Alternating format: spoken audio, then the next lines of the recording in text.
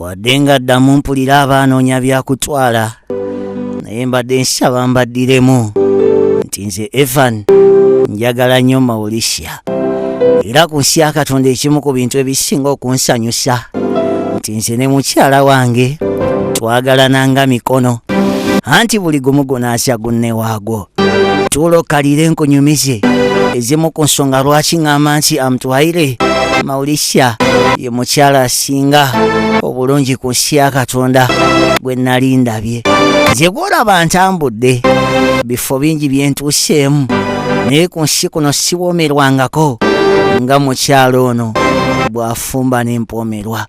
Ekituufu kiri nti teri kinyumanga muntu kutegeera bannange ono omukyala yantegeera nze gw'olaba sizuukuka kiro siwawamuka kwegamba omutima gumba wamu ng'aziika mujjawe nze gw'olaba ninga asula mu lubiri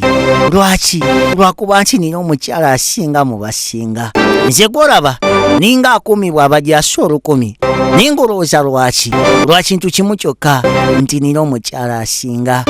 ayagala kundaba nga nnyirira ayagala kundaba nga mpunya bulungi yensonga lwaki buli gwe mpitako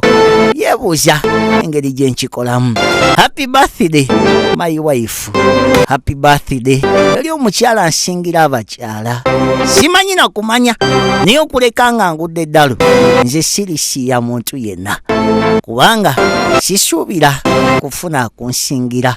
ago ge mazima nkwagala nnyo munnange.